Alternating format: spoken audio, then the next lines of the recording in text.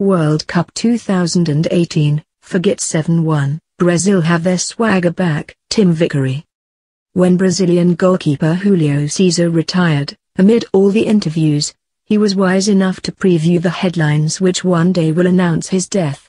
Keeper from the 7-1 defeat passes away. There is no escaping it, no getting around it. It was not a bad dream. Brazil really did get thrashed on home ground in front of a global audience in a World Cup semi-final, and the stain on the carpet is not going to wash out anytime soon. But in comparison with 1950, the previous time Brazil staged a World Cup, when they lost 2-1 to Uruguay in the final, the 2014 experience was probably less painful.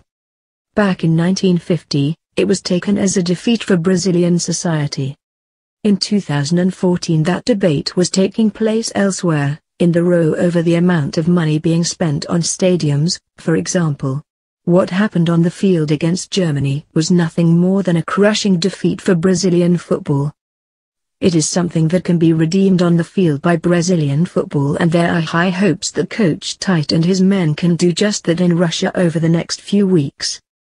The Brazilian national team have their swagger back. But it took a couple of years to shake off the denial.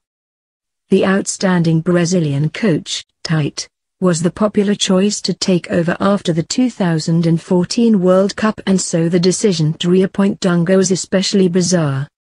The World Cup winning captain in 1994, Dunga had taken charge of the national team between 2006-10. Other than that, his coaching career was limited to an unsuccessful few months in charge of a club side. His reappointment in 2014 was a statement that nothing was profoundly wrong, that the 7-1 had just been one of those bad days, and that all that was needed was Dunga's combative spirit and his endless homilies on commitment and discipline. Plenty of bad days followed. After 6 of the 18 rounds of qualification for Russia, Brazil were 6th. Off the pace and in real danger of missing out on the World Cup for the first time ever. Brazil's good fortune was that an extra, centenary version of the Copa America was held in the USA in mid-2016. Brazil drew with Ecuador, lost to Peru and were knocked out at the group stage. Out went Dunga, in came Tite, and things were immediately different, though with most of the same players.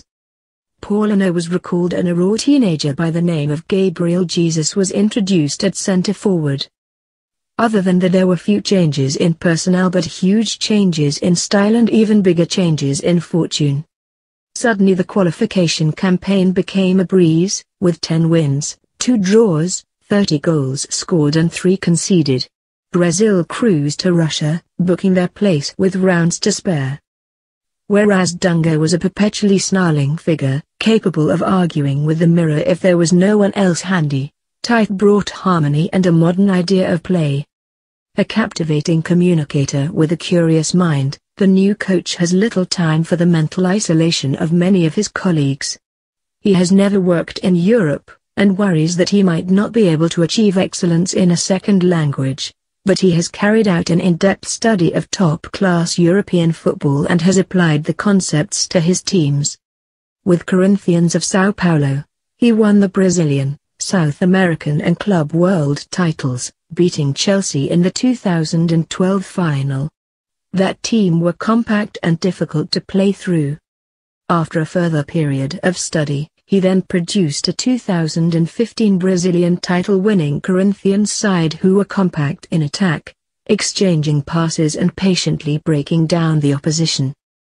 These same ideas, taken to the national team, have given the individual stars a platform to shine.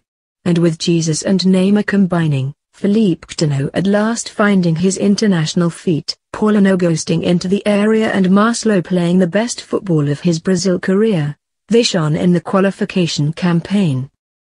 Can they now do it in Russia? Can they keep their heads under the pressure of the tournament? Tite's Brazil may not have the right answers to all these questions, but it should be fun finding out.